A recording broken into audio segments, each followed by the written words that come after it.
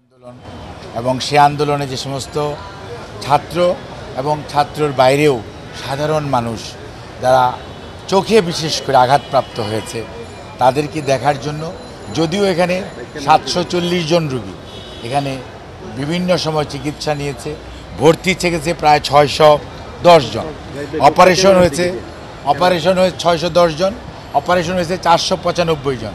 আজকেও একজনের আমাদের সামনেই অপারেশন করে নিয়ে আসছে এবং এই মুহূর্তেও প্রায় 50-52 জন রোগী এই মুহূর্তেও ভর্তি আছে চোখে আঘাত নিয়ে। কারো এক চোখ এর মধ্যে গুলি লেগেছে, কারো 2 চোখে গুলি লেগেছে, কেউ চোখে কিছুই দেখতে পাচ্ছে না। এই চোখের যে চিকিৎসা, এটা কিন্তু সকল মেডিকেল কলেজ বা সকল হাসপাতালে দেওয়া সম্ভব না।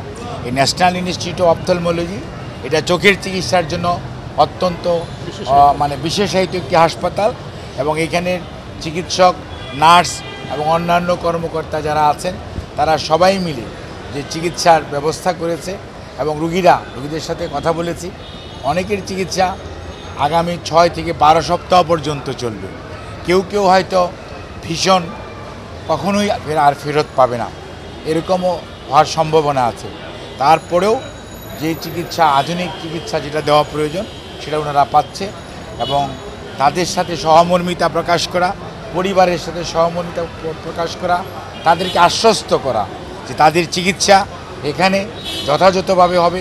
কোনো প্রয়োজনে চিকিৎসা যাতে যদি এখানে করতে কোনো খুব হার্ডলি 1-2% হতে পারে, হয়তো আরও উচ্চতর প্রতিষ্ঠানে পাঠানোর প্রয়োজন পড়তে পারে, সেটার ব্যাপারেও তাদেরকে আশ্বস্ত করা যে এরা জাতীয় বীর, এরা সত্যিকার অর্থে যেভাবে রাস্তায় নেমে এসেছিল, কাজে ওনাদেরকে আমরা শ্রদ্ধা করি, সম্মান করি।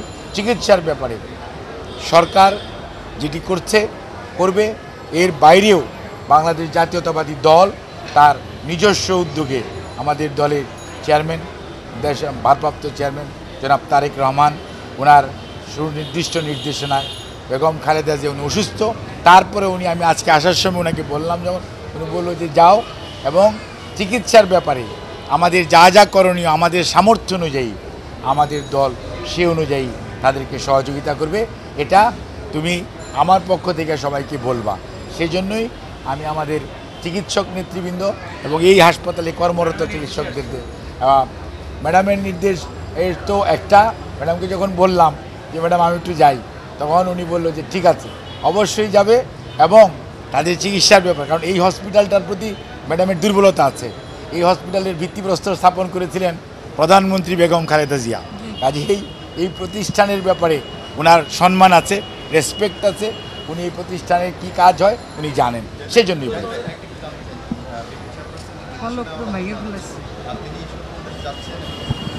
অ্যাকচুয়ালি এটা আমরা দীর্ঘ সময় বলেছি, আমাদের দলের মহাসচিব ওই দিন বলেছেন এটি একটি প্রক্রিয়ার মধ্যে আছে। এখন পর্যন্ত দেশ এবং কোন প্রতিষ্ঠান এটি ফাইনালাইজ হয় নাই, কারণ ওনার এটা আমরা বলি ডাক্তারি ভাষায় গ্লোবাল ইভ্যালুয়েশন। গ্লোবাল মিনস হচ্ছে 360 ডিগ্রি ইভ্যালুয়েশন, অর্থাৎ সকল কিছুর ওনার এই যে দীর্ঘ সময় কারান্তরীণ ছিলেন, বিভিন্ন অসুখ আপনাদেরকে আমরা বিভিন্ন সময় বলেছি, কাজে এটি হয়তো খুব সহসা হবে, বাট এখন পর্যন্ত এটা নিয়ে মন্তব্য করার সময় আসে নাই। ধন্যবাদ। এটি মাননীয় মহাসচিব যেটি বলেছেন, আমি একজন চিকিৎসক, মনে রাখতে হবে আমি রাজনীতির সাথে সম্পৃক্ত, কিন্তু সর্বোপরি আমার দিন শেষে আমি একজন চিকিৎসক, কাজে আমি এমন কোনো কথা বলবো না যেটি পরবর্তীতে সেই কথাটি কথা হিসেবে থাকবে না। না, উনি খুব সহসাই যাবেন, এটাও যেমন মহাসচিব বলেছেন, উনি এটা বুঝে শুনেই বলেছেন। ধন্যবাদ।